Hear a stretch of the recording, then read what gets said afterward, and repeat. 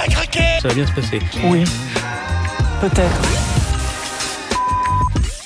Mardi 28 mai, la séance de questions au gouvernement a été suspendue après que le député LFI Antoine Delogu a brandi un drapeau palestinien dans l'hémicycle. Monsieur Delogu,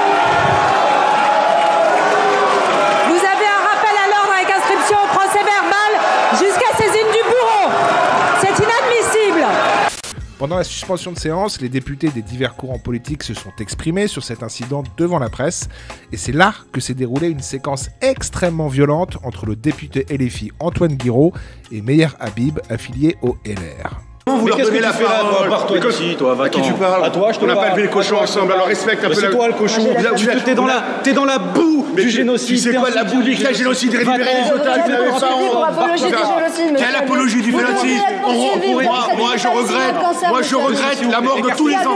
Justice dans ce pays, vous serez poursuivi en justice, Ne monsieur. touchez pas, Je suis en pleine interview. Ne touchez Qu'est-ce que pas. vous allez me faire? Ne touchez Qu'est-ce que vous pas. allez me faire? Ne touchez Vous pas. voyez ces gens-là?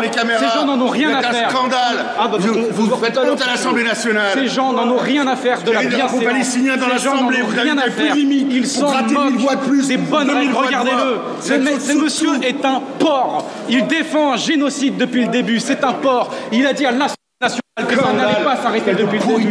Ce monsieur est un porc. Il fait honte à la France. Il fait honte au pays. Voilà. Et on devrait tous avoir honte d'être représentés par des gens comme ça, qui n'ont pas de cœur, qui ont un cœur à sens unique. Voilà. Nous, le 7 octobre, on a pleuré les victimes israéliennes. Ce monsieur-là ne fait qu'appuyer ce qu'il se passe en Palestine aujourd'hui, c'est-à-dire un génocide. Et si vous n'êtes pas d'accord avec le mot génocide, appelez-le comme vous voulez, mais dites que c'est une saloperie ce qui est en train de se passer. Quelques instants après, Meyer Habib a pris la parole pour exprimer son point de vue. Israël est en état de légitime défense. Qui est responsable? C'est le Hamas. Tout le monde pleure la mort d'enfants, y compris palestiniens. Moi, c'est ce que je fais. Mais je me fais traiter de porc par l'extrême gauche.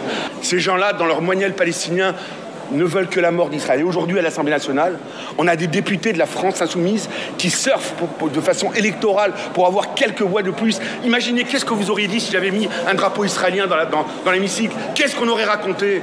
Ils mettent un drapeau palestinien. Tout le monde a de l'empathie pour des enfants, quels que soient les enfants, y compris les Palestiniens. C'est un drame. Il y a y compris des erreurs, mais c'est la guerre. Une chose est sûre, le conflit israélo-palestinien est désormais complètement importé en France, et cela ne présage rien de bon à quelques semaines de l'ouverture des JO.